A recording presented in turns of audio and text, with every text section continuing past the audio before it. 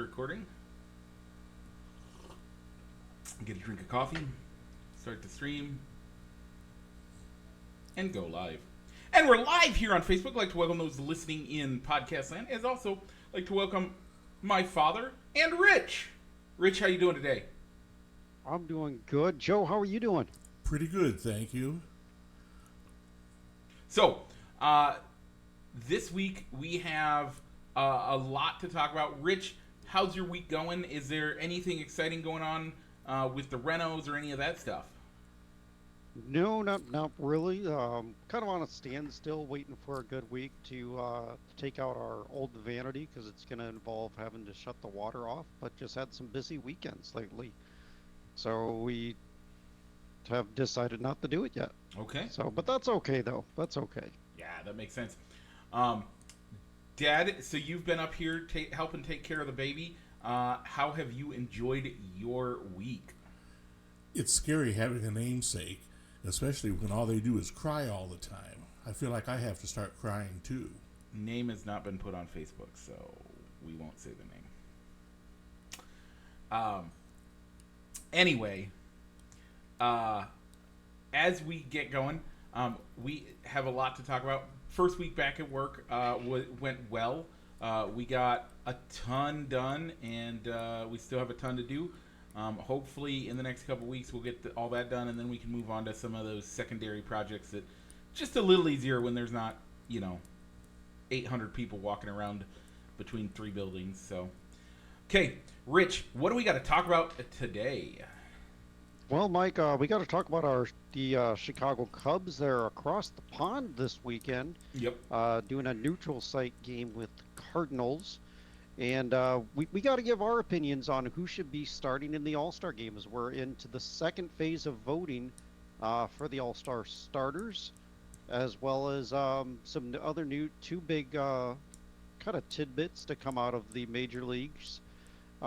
Two stories to talk about: a new site for a new neutral site game that's going to be played in 24, and Rob Manfred maybe pulling back a wound for somebody like you, Mike, with the Astros comments. Yep. What else are we going to be talking, Mike? So Michael Jordan is has finalized the sales details for the Hornets, and we have the NASCAR corner. All that and more, but let's roll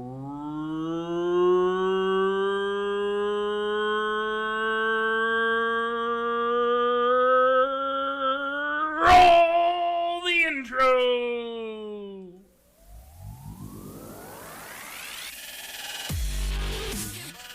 Broadcasting live from somewhere in Iowa, this is Balls and Sticks, the podcast, with your hosts, Mike and Rich.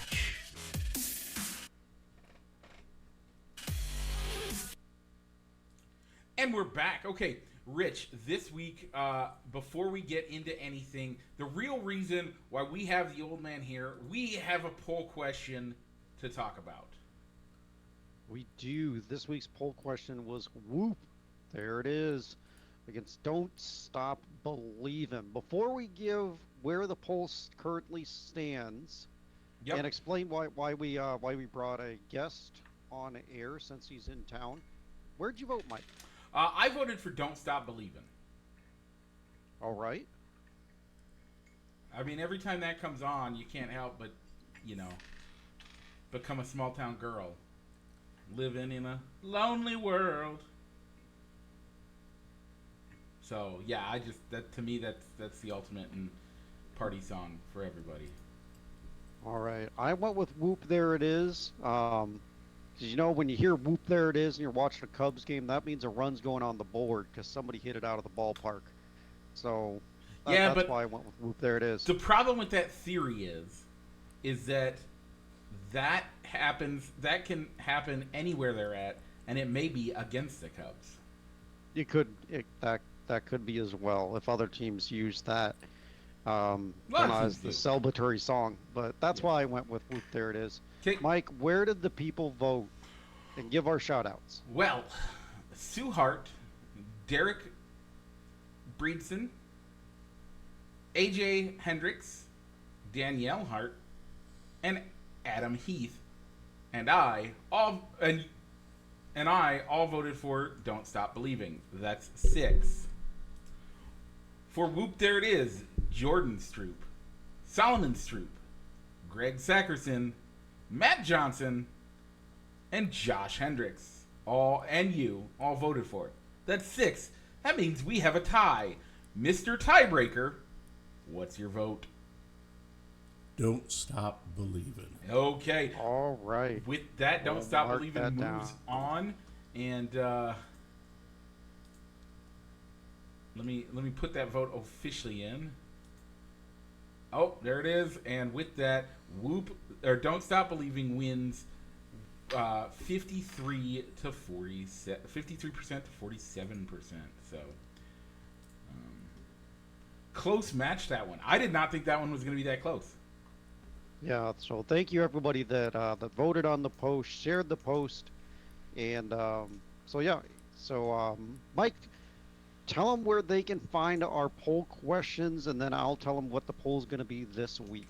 If you are listening or watching on YouTube or anywhere where you get your podcasts, you can find our poll questions at facebook.com/fans of balls and sticks.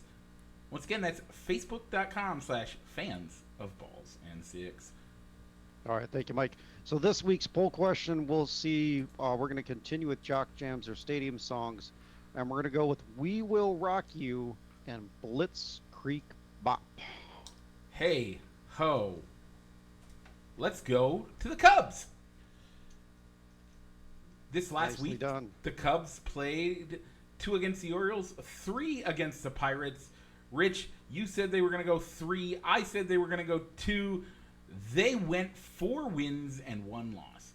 They lost 1 against the Orioles, swept the Pirates, and had another win against the Orioles. At noon today, you can catch. Is it noon or 11 our time? I believe it's a noon game, Mike. Okay. At noon today, you can find the Cubs face the Cardinals on Fox in London. Rich, how did you feel about this week's games? And did you get to watch any and or listen to any? I'm trying to think here. Yes, I don't remember which ones I listened to, but I think I watched 2 of the Pirates games. I think I watched I think it was the Monday Tuesday games, and yeah, I think I had the radio on for the night game, for the Nice. last game of the series during the day. A good week overall. The offense came alive with some good clutch hitting and blowout wins as well. It's always nice to see the bats waking back up. Um, yeah, that's looking forward to this upcoming week as well with 2 against the Cardinals out in London, like Mike said, 3 against the Phillies at home once we get back from across the pond, and then welcoming in the Guardians for a Friday afternoon game from show to show. Mike, before we give our predictions for the upcoming week from show to show, do you have any feelings on last week's? You know, it's good to see consistency back. It's good to see, like, the players playing consistently, the players doing their jobs and showing up like they should. It's been interesting to watch the team as they get some of their big names back, and that's the key.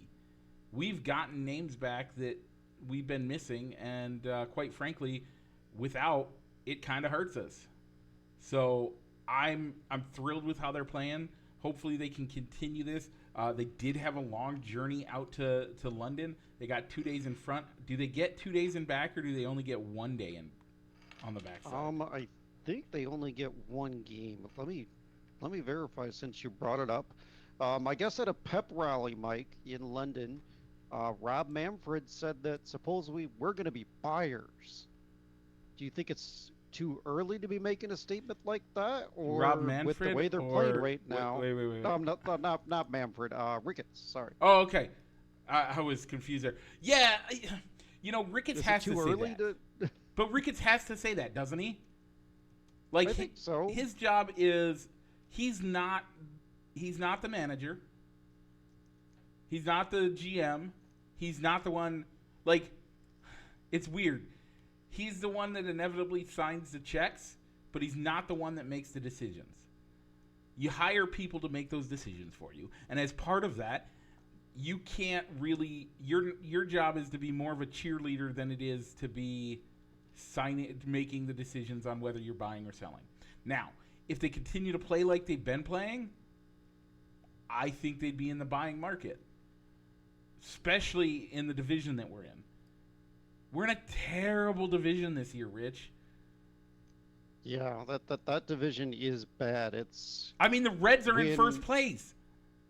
The Reds are playing amazing baseball right now, though. Yeah, but they're in first place. You can say, the Reds are in first. It's the Reds, but they are hot. They are. They really are. 12 straight wins. Yeah. Is it sustainable? I don't know. But when your division leader is 41-35, they would not even be. If the Reds were in any other division in the National League, they would be in third place. Yeah. But because they're in the Central, they're in first place. Yep. And that's the problem. So, do I think that the Cubs, like, should the Cubs be buyers if they play like this? Yeah.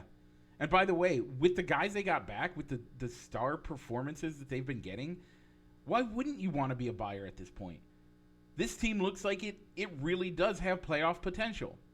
Like we said at the beginning of the year, by the way. When we talked about it at the beginning of the year, didn't we say that we thought this team could do something? Yeah. They'd have. It's going to be. And it's going to be as the division champions, not through the wild card. Oh no, there's no way they can make the wild card. There's a chance that you can win this division. Yeah, this division is totally winnable, and the Cubs are showing that they want it, and they're going to climb that ladder, and they should look better. And I would guess that they'll probably be buyers by the time we get to the to the trade deadline. So with that being said. Rich. And Mike, to answer your question about travel days coming back, they get an off day on Monday before having a night game against the Phillies. So they get like a day and a half. Yeah. A day and a half rest coming back from London town. And it's also a 9 a.m. game on Sunday. So it's a getaway game at local time, 9 in the morning. So no, it's 9 in the morning here as well. It's 9 in the morning here. It's 2 p.m. game. 2 p.m. game is what it would be. Yeah, so they have a day game in London for a getaway day. Yep. Okay, this week the Cubs have 2 against the Cardinals in London, as we've been discussing. We have 3 against the Phillies, and then 1 against the Guardians. Rich, how many wins are they going to get? Mike, I think they can pull off 4 wins. We got our 2 best pitchers going in London town with Steele and Stroman, and with the off days, they might be able to throw those 2 out there to pitch 2 of the 4 games against the Phillies and the Guardians. So I'm going to go 4 wins. And Kyle Hendricks and Drew Smiley have been performing pretty well as well, and they're getting some extra rest with the rotation kind of being reshuffled due to the 2 extra off days that they had to get into London. So I'm going to go 4 wins. Okay, Mr. Father of mine, do you have a guess on how many they could win? They have 6 games. How many of those can they win? I'm not sure about them staying hot.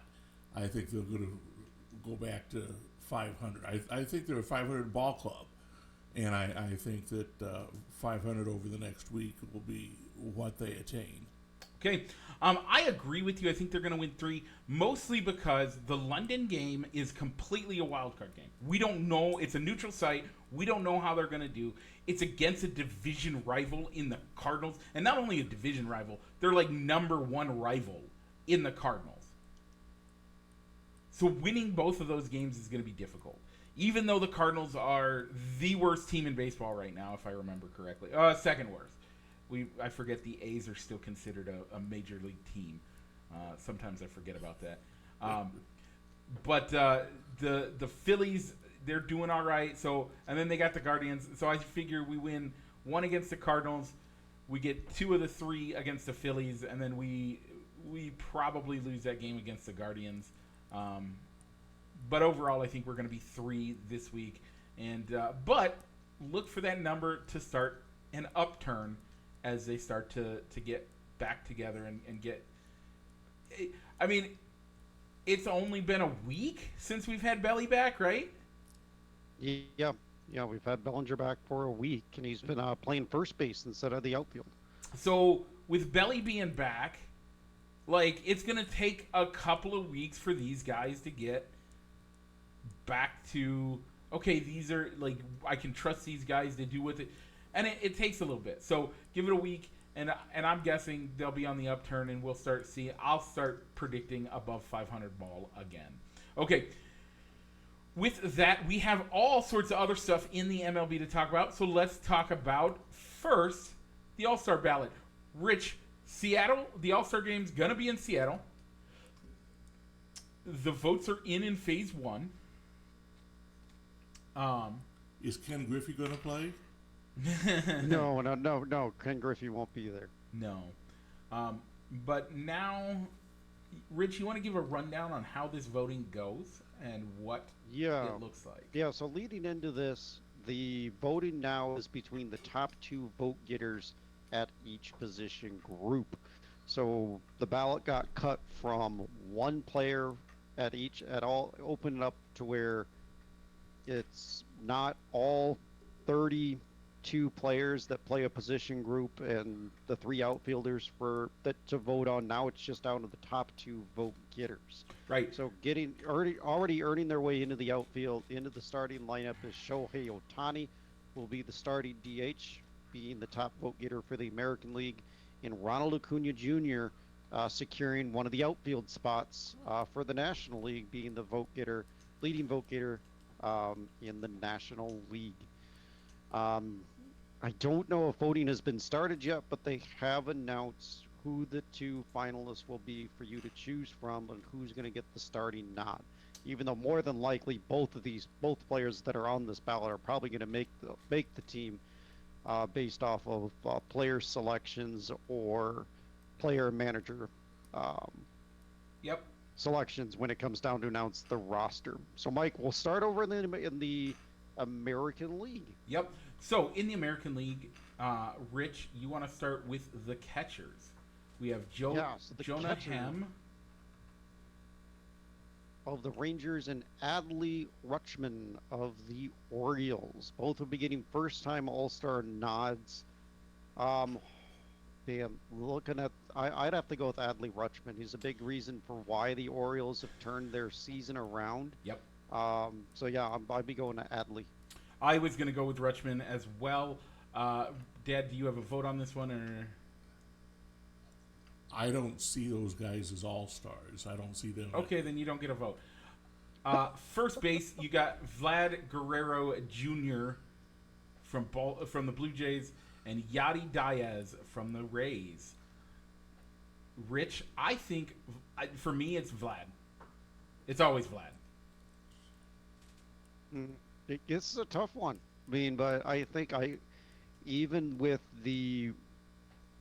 when it was opened up to the entire league for positions, I was voting Yandy Diaz because of how good of a season he's having and being a big part of why the Rays are one of the best teams in baseball this year. Yeah. I want to know why they're having a Russian playing on the team. He's not. Isn't Vladimir? I think he's aren't they Puerto Rican? Yeah, I think so. So, okay. All right. Over at second base, it was Marcus Semien of the Rangers and Whit Merrifield of the Blue Jays. So this one for me is pretty easy. I'm going to go with Marcus Semien. Whit is getting bonus votes because of the other guys on the team. I don't think he is as high of a quality player as Marcus Semien. And so I just think that Marcus Semien's the guy that's going to get my vote. Yeah, I'd be going Marcus Semien as well. I think the only reason why Whit Merrifield has probably made it onto this balloting is because of the Major League Baseball's push to put out blanket stuff on within social media on the team broadcasts of vote Blue Jays or vote Cubs Yeah. instead of pushing players that belong here. And that's what brings me to third base. Yep. With Josh Jung of the Rangers, Matt Chapman of the Blue Jays. To me, I don't really know if either player deserves to be an all-star, but because of how well their teams are doing, they're in line to be starters for this game. Yeah, this one's rough for me. I think Chapman in the past has deserved to be a all-star, but man, I don't know. I think Chapman's when I vote, Chapman will probably get my vote. But I also agree with you. I don't think either of these two really deserve a full nod on as a starter. Yeah, Chapman got off to a hot start, but he's cooled off quite a bit of late. So I'd probably go Josh Jung because I'm forced to choose between one of them. Yep. Over at shortstop, you have a battle between both guys that deserve to be starters in Bo Bichette of the Blue Jays and Corey Seager of the Rangers. Yeah, where are you gonna go on this one, Rich? I'm probably gonna go Seager. Yeah. Because of how big of a success he's been to get the Rangers going from first to last in their division. I 100% agree. That was going to be my pick. I don't see any reason why you wouldn't pick Corey Seagers in that shortstop position. Yeah. So let's move on to the outfield. The outfield runs a little bit differently. We already have one position in the. Nope, that's the National League. Oh, so that's the the American National League. Yeah. You have 6 players that are available. You can choose 3 of them. Yep. Aaron Judge, Mike Trout, Randy Arozarena, Yordan Alvarez, Kevin Kiermaier, and Adolis Garcia. So this is the first time we see an asterisk make the lineup. I still can't vote for an asterisk.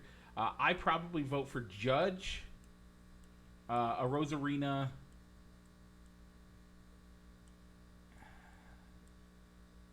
And I don't know that Trout's done enough this year to earn the vote. I don't think I think Alvarez is probably the one that deserves a vote, but I don't know that I can vote for him, Rich. All right. I mean, for me, I always think of Alvarez as a DH, not as an outfielder, but he got listed on the outfield ballot. So yeah, I go with Judge and Arozarena, but Trout probably makes it because he's a well-known name. I agree. Trout will be the one that makes it, but I don't think he deserves it. You're right. Alvarez is more of a DH, but when he plays, he plays in the outfield. So, yeah, but I don't think Garcia or Kevin Karima. Kiermaier is only there because the Rangers, Blue Jays or the fans. Blue Jays, yeah. The Blue Jays fans are putting him there. The entirety That's the of only Canada, reason why he's there. Are making that vote. So I don't think either of those two guys really deserve it. Yeah, you guys are kind of fishing for it when you go to Trout. Yeah. That's why we bring right, him on, Mike. folks. Terrible jokes. By the way, your DH in the American League is Shohei Ohtani. Is it just me, or is that guy the most amazing baseball player we've ever seen in our lifetime, Rich? Probably is, Yeah. Mike. And Okay. are they going to come into a situation where they don't use the DH in that game with Ohtani? I don't think they'll. Because if they bring him to the mound, will he still hit? Yes. Yes, they've had him be the starting pitcher before. What'll happen is if they bring him to the mound, he'll be the starting pitcher, and then after the first, maybe second inning, they'll hand it over to someone else, and he'll just continue to DH is what they would do on that situation. Until they bring in somebody else to take his spot in the batting order. Yeah. Because typically you want to get in all of the players, give every hitter an at-bat in the All-Star game. Which is why we ended up with, in 2006, if I remember correctly, that we had A tie. to call a tie because they didn't have any other players to play because the coaches tried to burn through the rotation or through the both bullpen and players, and by the 13th inning they didn't have enough players anymore. So, okay, let's head over to the National League. Your National League catchers are Sean Murphy and Will Smith. Sean Murphy with the Braves, Will Smith with the Dodgers. Rich, I'm voting for the Dodgers, Will Smith. Yeah, I'm gonna have to go with Will Smith too. So it'd be better, just a better overall numbers if you look at the body, his body of work over his career. Sean Murphy coming over from the A's. So yeah, I like Will Smith too. The first base, Dodgers and Braves again, but it'll be Freddie Freeman and Matt Olson.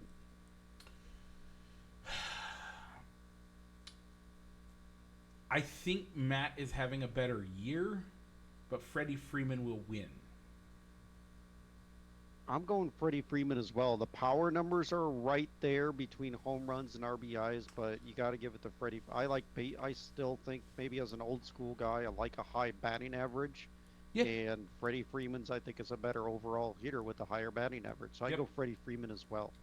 Speaking of batting average, second base, Luis Ariz going up against Ozzy Albies. Yeah, Arisa Rise is making his challenge to try to hit the 400 mark as he has a batting average of 398. By the way, how amazing is that in this era of baseball? Like, Crazy, a guy that's not afraid to place the ball and be satisfied with a single, hit against the shift, hit against, go opposite field, and not be trying to hit the ball as hard and as long as he can. Yeah.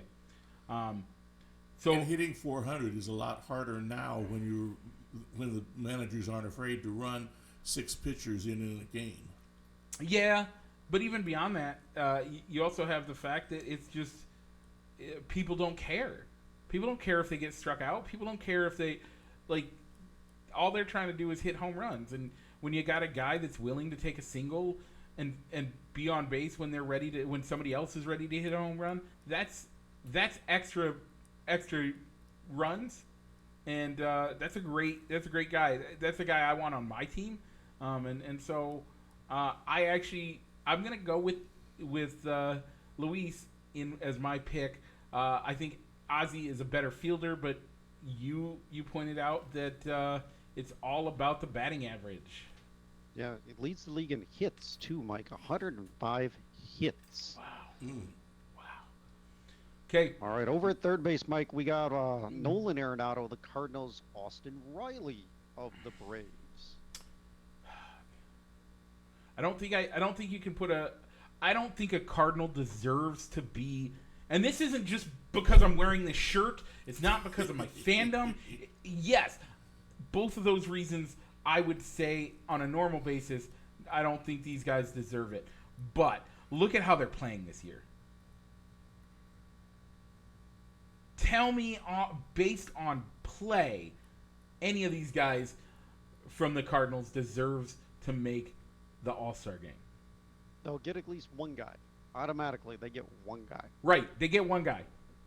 Does he deserve to be a starter?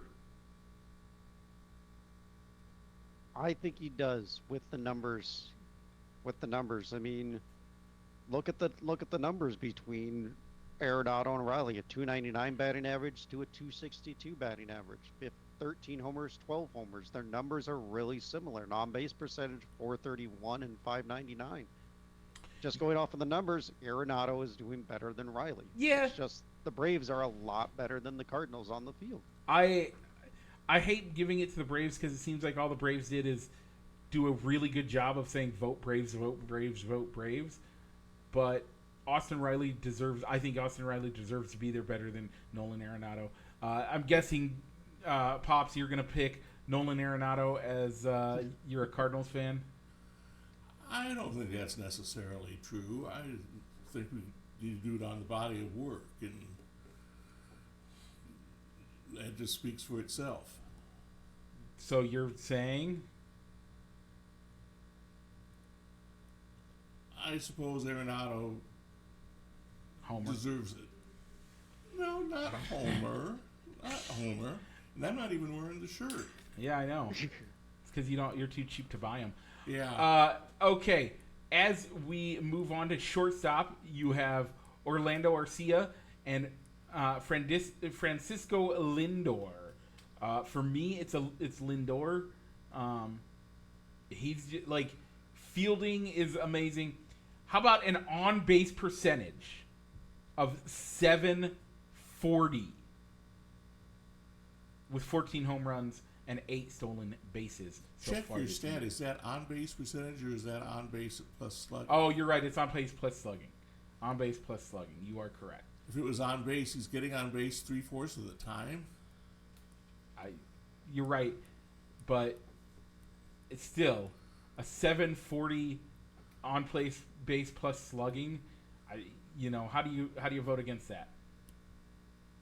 Yeah, for me, I'm using the numbers and a guy that's having a career year. I got to reward a guy that's having a career year, so I'm going to go Orlando Arcia. Okay. And if you're going to use the definition of their team isn't playing as well, the Mets have really been a disappointment this year. I agree. This is the exception to the rule. Okay, and that's fair. I mean, it's going to be tough. If the Braves stuff the ballot box, you might have Orlando Arcia. Yeah. Getting looks like All-Stars nod anyway. It looks like they did a good job of stuffing the ballot box already. So apparently they vote like the dead do in Chicago. Right, and your designated hitters feels weird to say designated hitter spot for the National League, being Bryce Harper and J.D. Martinez. So the winner is going to be Bryce Harper. Name recognition alone, he'll win. J.D. Martinez deserves to be there. Yeah, I'd probably go J.D. Martinez as well. In the outfield, Mike, you can only choose 2 outfielders for the National League because Ronald Acuna Jr. is already penciled in. You have Mookie Betts of the Dodgers, Corbin Carroll of the Diamondbacks, Lourdes Gurriel of the Diamondbacks, and Michael Harris II of the Braves.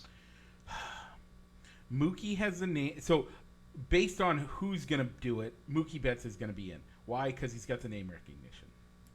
So that's going to be one, which means you only have one other one to pick.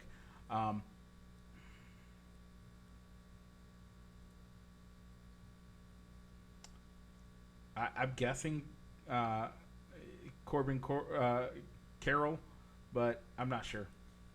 Yeah, I agree with you. I'm going Betts and Carroll here for me. Okay. So no Cubs made the finalists, were semifinalists to get into as a starter. But Mike, there's at least going to be one Cub going to Seattle. Yep. Who's that one Cub for sure that's going to Seattle, and could you see multiple Cubs going to Seattle? Ian Happ. No, it's not going to be Ian Happ. No. We have the hottest starting pitcher in the league right now. It's not even a question that our best opportunity to get to Seattle is with Stroman.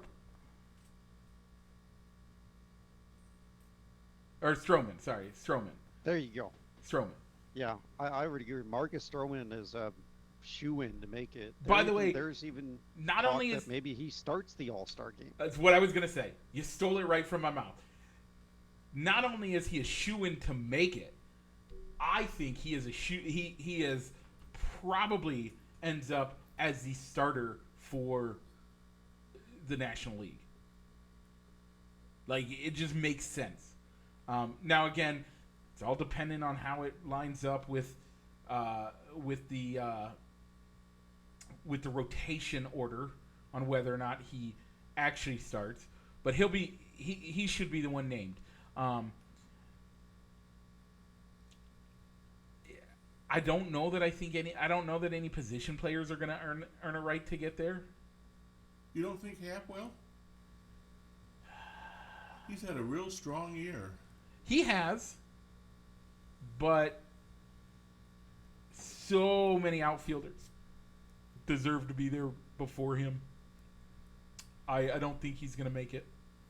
So, Rich, what's your thoughts on Ian Happ? I think it could depend. It is a crowded outfield picture, but I mean, I was struggling to come up with who would be the other, coming up with 6 people to throw in as outfielders Yeah, that deserve to be there. So maybe Happ is one of those 6 that make it. sure, maybe. Maybe. I don't buy it, but I liked Dansby Swanson earlier in the year, but he's kind of cooled off. And I don't know if they would carry 3 shortstops on the roster. yeah, If it makes sense to carry 3 shortstops on the roster, but another Cub, you took Stroman, Justin Steele.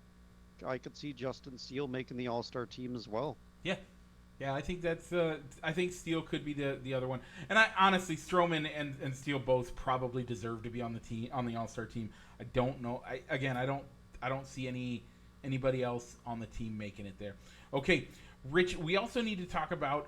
Let's go to Manfred had an interview this week He did. in which he made some massive statements, making me feel a little bit better about him.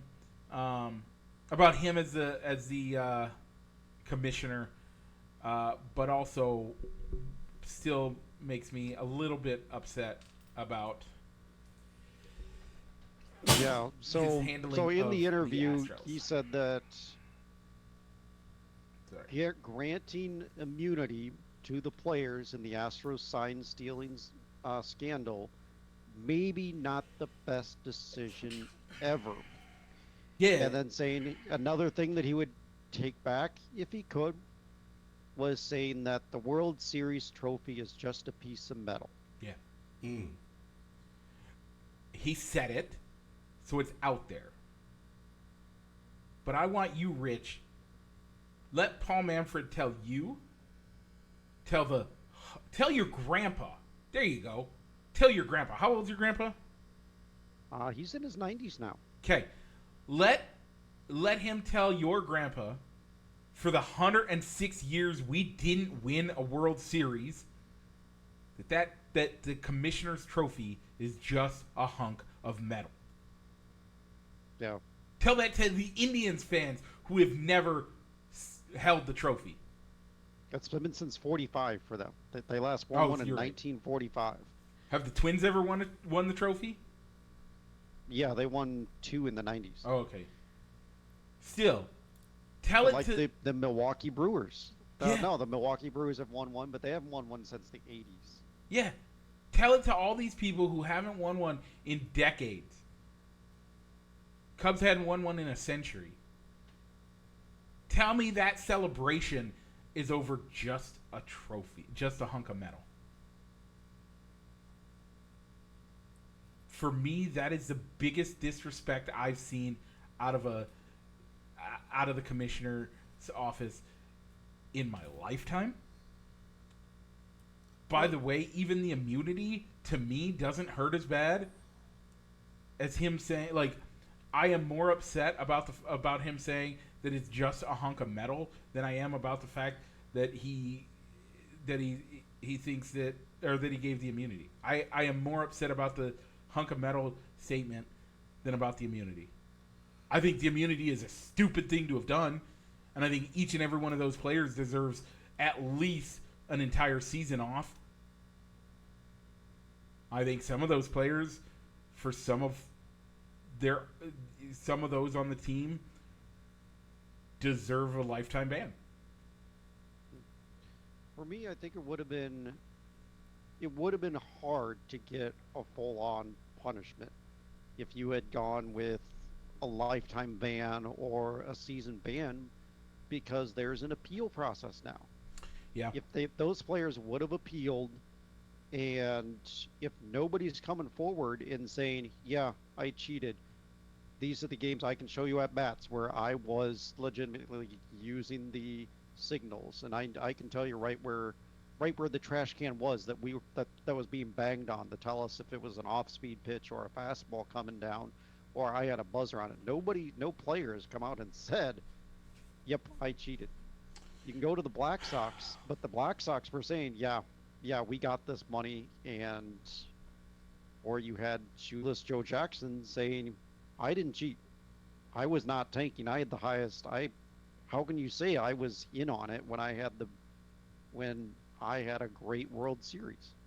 If I was tanking, why weren't my numbers bad?" Okay, but So I don't think the appeals process. I think the problem they is would have gotten everything reduced. What you could have done though is if you want to say, well, we can't prove anybody did it, and if nobody's going to come forward and say, "Yep, I was using it," well, and you that's could have at least you could have taken away their World Series shares and said, instead of you getting this check of the percentage of revenues that go to the team, that's going to go to a charity in the Houston area instead. yeah. We're not going to take away the World Series. We're not going to suspend you, but we're going to take away the postseason or winning share that your team gets. But my biggest one is Carlos Carrera. That guy, that's the guy for me that should have been lifetime ban. I know I still hold on to the screw Altuve chant. I still can't stand the guy. But Carlos Correa was the architect of that. How do we know the player, the interviews? And by the way, the only reason you're getting the immunity that you got, the only reason we know the whole story is because of the immunity, right? Mm-hmm. I don't think we still know the full story on it. Okay, the amount of the story that we have, even though. Yeah. The only reason we know that is because they were given immunity and they were told, you're not going to get suspended, you're not going to be in trouble. So a lot of the guys said, yeah, well, Carlos Correa came in and said, we have to step up our cheating game, basically. And worked on and helped as the architect of this whole scheme and plan. I thought it was more Carlos Beltran. Beltran was the one that was the DH of that team. Was he the one? Then, okay. Yeah, he lost because of all this story coming out. He lost the managerial job for the Mets before he even got a chance to coach for him. Yeah, either way, I think that it's a terrible look. But I don't think the immunity is that big of a deal. What the biggest problem I have with it is how the commissioner cheapened World Series wins. If the trophy wasn't named the commissioner's trophy, it wouldn't have been as bad. If it was the Jack Brickhouse trophy, the commissioner making those comments wouldn't have been so bad. But when he's diminishing the trophy that's got his name on it, title, but yes, that just really is obnoxious. Yeah, there's a lot to be said for that. That's a great point. So, yeah, I can't. I'm glad that he said that he wouldn't have given immunity, but then you're not going to get the whole story, and the investigation's going to still be going on, and we still won't know what happened. Yeah, I don't think you're ever truly going to know that what happened until you start to see players like Altuve, Correa, Bregman, Beltran finally maybe even talking about it and opening up about it in a 30 for 30. Maybe there's a future 30 for 30. Beltran's once those players retire. But Beltran's never going to open up about it because he knows as soon as he says, yeah, that I'm the one that wrote the entire program. I'm the one that did all of this. Beltran knows that's when his lifetime ban comes in. He pretty much already got that. Nobody's talking to him about getting a managerial position again. And that's good. I think he never deserves been in the it. conversation. But I also think that you got guys like Altuve coming out here. I still think he's in the eyes of the fans. He's blackballed. But tell me a team today that if Houston said, "Hey, I got this. I got a guy that I'm needing to offload. We're selling this year. Come pick up Altuve." Tell me a team that's not going to pick him up today. The New York Yankees. Okay, sure. Maybe the Dodgers, by the way. The Dodgers, those Yeah, two teams. the Dodgers and the Yankees. They're probably two teams that aren't going to make that deal no matter how, even if you're giving away for a bag of peanuts. A bag of peanuts and bubble gum. They're not going to take Altuve. But outside of that, is there anybody else in the league that's not going to take him? No, I don't think so. If the deal is right and you need a second baseman, Altuve is a good guy to go get. Yep. Okay. And heck, how many teams tried to sign Carlos Correa this year, this offseason? The Giants, the Mets, Yep. and now the Twins. Yep. So one more story in baseball before we head into the NASCAR corner. We have a new neutral site game that looks like it's going to happen in 2024. In fact, we know that it is. Yeah, it's going to be held at Rickwood Field, which is Isn't that the Negro which is League? a stadium that isn't being used actually by a minor league team, but it's in Birmingham, Alabama, and it's going to be a game there between the Giants and the Cardinals, and it's going to be around Juneteenth. Yep. Next year. It's significant for the Dodgers because that's one of the places where Willie Mays played when he was in the Negro Leagues. Yeah. I mean, it's not saying it's The supposed to be Giants, but- like a Field of Dreams game, but it could. But I like another neutral site game on the schedule, and I just hope it doesn't take the place of a Field of Dreams game, but as an additional game that gets played. By the way, this is Rickwood Field is the oldest professional baseball park in the United States. It was built in 1910. Wow. Yeah. So it's by the way, who else played at that stadium regularly? Cecil Page, it looks like. Satchel Paige, but also Michael Jordan. That's right, when he played for the Birmingham Barons. It had been the site of the Birmingham Barons for, and still is, if I remember. It's still active as their AA affiliate for the White Sox. So, it's where Michael Jordan played most of his baseball career for the White Sox back then.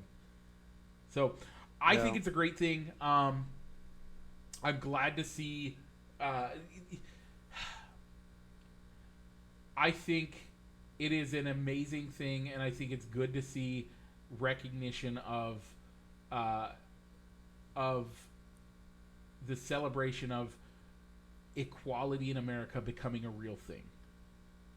Now, could it have been done on the day of the integration of the University of Arkansas, and could you do it at their baseball stadium? I think that could be a fun way to do it too. I don't think it has as much baseball historical effect as doing it where the Birmingham Negro League played for years, the Black Barons. And so I'm totally fine with it. I think it's a great concept. And we know that it's a venue that's still been kept up to date, as the Birmingham Barons have been using it, still use it. So I think it's a great thing. But I think I agree. I think the neutral site games are more of a celebration of the game rather than celebration of politics. And so I don't go with your Little Rock idea. Right. I think that's a valid point. I think Birmingham or Kansas City would be good venues. But I don't know that and Rich, let's let Rich give his opinion, and then I'll push back on the Kansas City one. Yeah, I like the idea of doing that. I mean, you could easily have it center around Major League Baseball is constantly trying to get more African Americans into the game and finding out ways. All right, how can we get more of those players into our game? I mean, honor the heritage of the Negro Leagues by playing a game like this. Yep. I mean, Kansas City would be a great site for a game. And I hope I'm not taking yours, but the place where the Kansas City Monarchs played is no longer standing. So There it is. Rickwood Field makes a lot of sense to where you could have the Kansas City Royals play there as the Kansas put City a Monarchs. throwback Kansas City Monarchs jersey on that game, have the opponent that plays them wear a Negro League, honor a Negro League team as well for that area. I'll go That against Kansas City myself and saying that that is a major league city, whereas Birmingham is not, and the neutral site games are tending. It appears that the strategy is to get the non-major league cities for the neutral site games. Yeah. And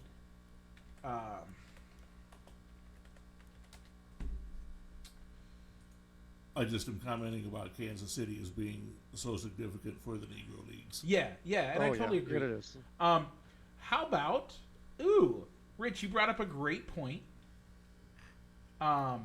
You said have the Kansas City Royals play as the Kansas City Monarchs. That would be sweet. Why not have Kansas City Royals versus the Chicago White Sox? As the White Sox was one of the Negro League teams, and the major and MLB adopted that name from the Negro League. I did not know that the White Sox were the Negro League team in Chicago. If I'm reading this correctly, let me make sure. But yeah. Oh, I'm sorry. American Giants have the White Sox. It's the American Giants. They played at Southside Park, which is where old Comiskey Park was, and so you could have the Chicago American Giants play the Kansas City Monarchs. I think that there were a lot of your Negro League teams through the years were the Atlanta. I'm not making it up. I'm not saying anything. The Atlanta Black Crackers, the Baltimore Elite Giants, the Birmingham Black Barons, Chicago American Giants, the Homestead Grays, the Hillsdale Club, Detroit Stars, the Cuban X Giants, the Indianapolis ABCs, the Indianapolis Clowns, the Monarchs, which we've already touched on, the Memphis Red Sox, the Philadelphia Stars, the New York Cubans, the New York Black Yankees, the Newark Eagles, and the Pittsburgh Crawfords. Yeah. So there's plenty of major league teams that could go on and adopt those names for a one-game series down at Rick Field or one of the other Negro League stadiums that is still standing, as Rick Field is not the only one. Right. So, okay, with that, Rich, do you see what's coming up next? Mike, is a left-hand turn? Yes, it is. And Joe, what's after that? Another left-hand turn. That's because we're heading into the NASCAR Corner, presented as always by Triple I Sports Cards Incorporated, Moline, Illinois. Check them out on 5th Avenue for all your sports memorabilia needs. Once again, that is Triple I Sports Cards Incorporated. This week, we didn't have a race last week, but this week we are in Nashville for the Ally 400. Rich, you have honors. Who are you picking? Mike, I'm going to go with Ross Chastain. He's one of the few drivers to finish top 5 in both Nashville races, finishing 2nd and 5th since NASCAR has returned to Nashville. So I'm going to go with Ross Chastain. Okay. I am going to pick Denny Hamlin and then Mr. Hart. I want to make an unpopular pick and say that Kyle Busch will. Go home.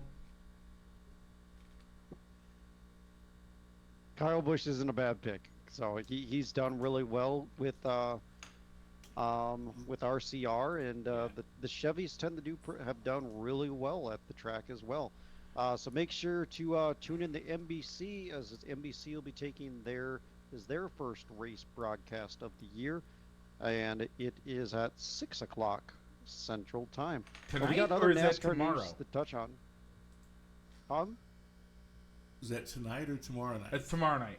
Tomorrow night. Tomorrow night, Sunday night Yeah. race. Okay. Yeah. So Joe Gibbs Racing has a new investor. Yeah, Josh Harris, Huh.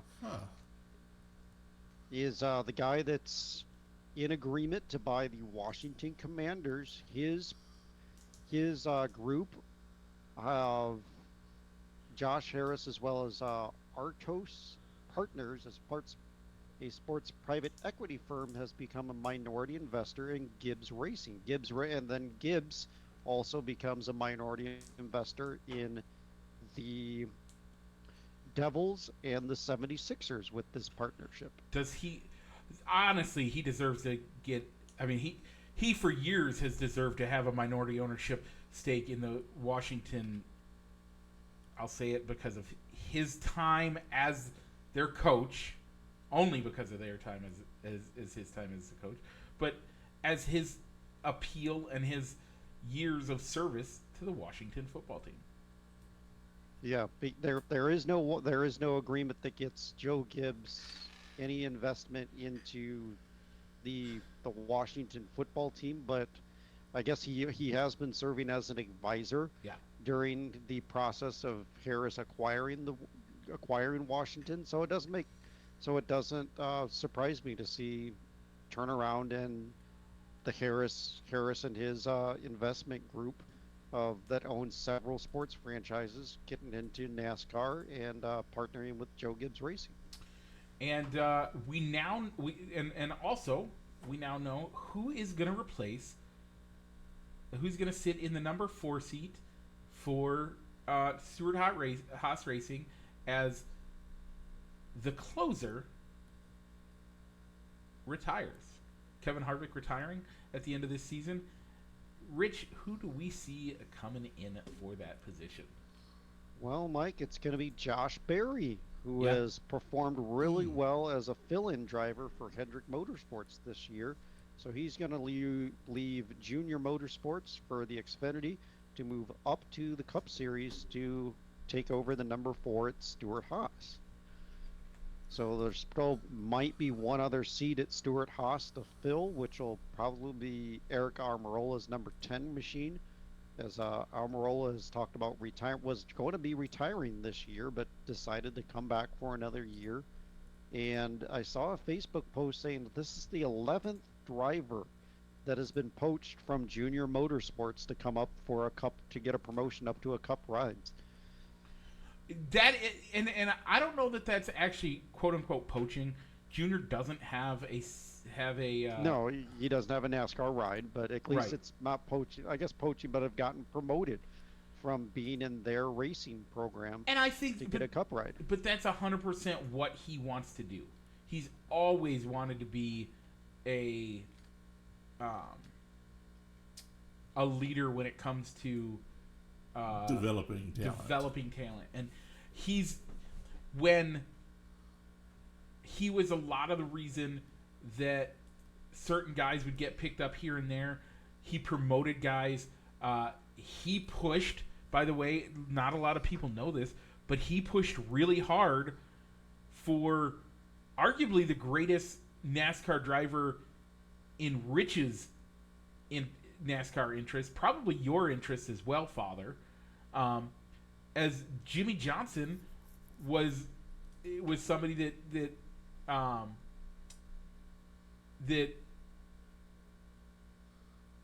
Junior promoted the heck out of. So, it's one of those things that we'll have to see. I think he loves that position, and I think he'll continue to do that. So, Yeah. Do you think that JR will ever get a NASCAR Cup charter to come up and get an entry into the Cup Series? I think the closest thing he's going to ever get is he'll get a partnership slash. The buzzword these days is ownership stake. but he'll get one of those in his in RCR, the team that got his daddy to where his daddy was when he died. And I think that's the closest thing you'll ever see. But I don't know that he'll ever field an entire charter on his own. Here's a question for you That's guys. It seems like for much of the 90s and the aughts and the teens, there were a lot of big name drivers. Yep. And it doesn't seem, as we've gotten into the 20s, that there are so many big name drivers anymore. Do you feel that way? I disagree. 100% disagree. I think, the field in general has gotten better. So, in the 90s especially, the early aughts, again, this is something I think I have the expertise to speak on over either of you two. I apologize, but I have been following NASCAR since I was in elementary school, watching it with my mother and my uncle on a regular basis, following it consistently since the 90s, even when my father made fun of it for years and then gets into it. Sorry to poke the bear, but that's what happened. In those era, you had lots. Your big names were big names because they had the sponsorship and they had the money behind them, so they could run not only an entire season, but they could make a race and make it the entire lap. We no longer have people like Joe Nemechek, who would get into a race and race. He could make the first pit stop, but he didn't have enough money to buy the tires for the second pit stop or the third pit stop of the race. His whole goal was to just make it through so he could, because he just wanted to race. The man just wanted to race. That's why he was there. Didn't care. Just wanted to race. But two, and this is more importantly, he knew that if he could make it through the first pit stop, even if he had the worst pit stop of anybody in the lead in the race, if it was just his son out there doing the jack and changing the tires all by himself, does a 2-minute pit stop, as long as he can stay on the lead lap, even if he's not on the lead lap, if he falls behind, he knows that there's guys whose engines are going to fail, who are going to blow a tire and crash, because that's what the 90s and early 2000s had a lot of. They had a lot of reliability issues. You don't see that these days, so most of your guys are running at the end of the race. They might not be on the lead lap, but they're running at the end of the race. They're also, most of your guys are making every race of the year, or every car is making every race of the year. You don't have these outliers of guys that are trying to qualify just on speed, and then that's it. And once they make it, they might be able to pull a sponsor in 2 days before the race. You don't have that anymore. So you don't have these 150, 200, these guys that are so high up on the league that that are so far beyond those extra guys that you don't that those big names are the only big names, and then your little names are guys that just run and are there to have a good time. Now it's a business. Everybody's trying to run every lap. Everybody's trying to do all that stuff. So what that changes is that means that your second tier, your lower tier guys are better known because they get the coverage, because they're not just parking it after 100 laps, 200 laps. So I hear you saying that, yes, there were more big names before, but now the field is more balanced, and yep. it's more solid 1 through 37. I would say it's more solid 1 through 20. Back in the 90s and early aughts, most races 1 through 20, like 1 through 10, were pretty much solidified. After that, it was from 20 to 42. By the way, that's when we were running 42 cars. Yeah. But from 20 to 42, half of those guys would DNF. Mm-hmm. So it makes it harder to cover those guys. Now, more of the guys are out there. But if I say Bubba, if you say Bubba Wallace to your average person on the street, they're going to know who it is, right? Yeah. I would say they would. If I said, I don't think if you said Denny Hamlin to the average guy on the street, they'd know what to do. I think, again, so let's look at it. Your argument. Let's look at your argument. Are there big names? So back then, and we're not going to go back to the 80s, because the 80s and 70s and 60s, you had guys like Dick Trickle, and you had guys like Petty, and you had those names that, and Ray Hall, all guys who were known across the country. Those guys were. Those guys were just name recognition. Nobody really watched it. That's the other side. Yeah. But since the 90s, there may be in the 90s, in the early aughts, you maybe had one or two guys that you could say the name to anybody in the public, and they would know it. I would say if I said, I think if I came up with two, maybe three names, I could probably find that most people would at least recognize the name as a NASCAR driver. They might not know anything about him, but they would probably recognize the name. And so I think you have about the same. But I think the fields are way better, and I think you have much better and much more consistent competition overall. Okay. So with that, let's move on. We have one final thing to talk about. As we head out of the NASCAR Corner, presented as always by Triple I Sports Cards Incorporated, Moline, Illinois. Check them out on 5th Avenue for all your sports memorabilia needs, or on their eBay store. Speaking of NASCAR owner Michael Jordan also owns the Hornets. Boom, check that one out, Rich.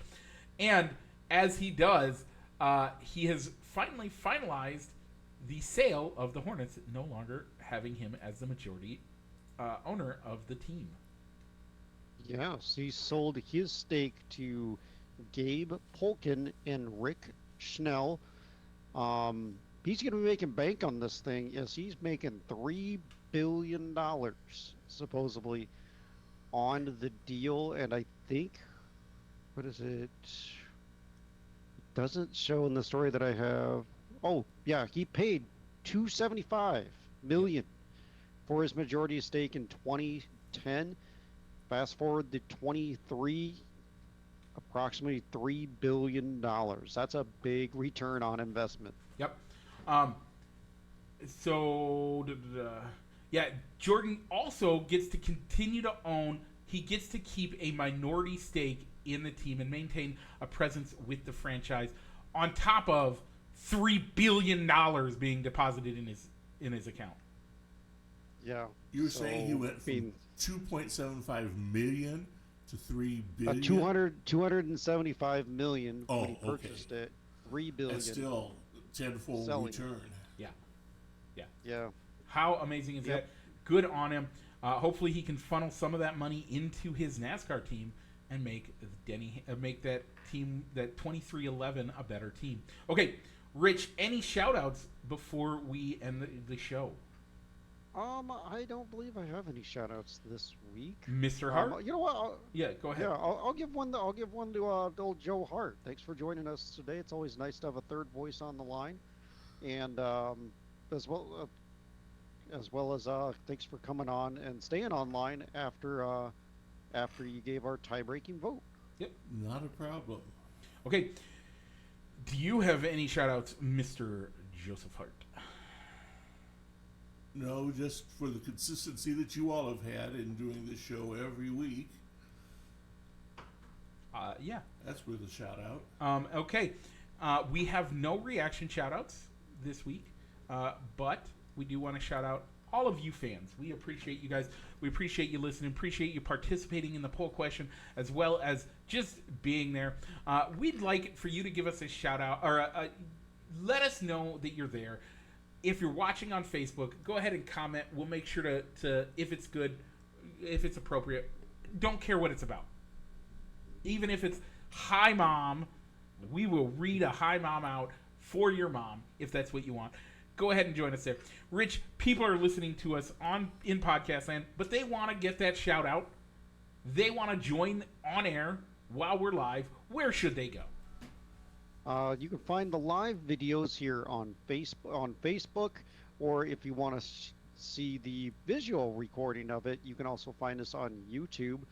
Mike, if they're watching or listening us to on YouTube or Facebook, but they just want the audio side and want to be able to download it on their phone, where can they find the podcast? You can find it at Google Podcasts, Apple Podcasts, anywhere, any of the major podcast providers. Also, we want you to like, comment, and subscribe down at the bottom. We have one final shout out of the show. One more time, Rich, give everybody where they can find your wife's budgeting channel. You can find my wife's budgeting channel over on YouTube, Dino Budgets. With that, Rich, Great take budgeting. us out. Yeah. So, Mike, with that, Mike, why don't you go ahead and roll the outro?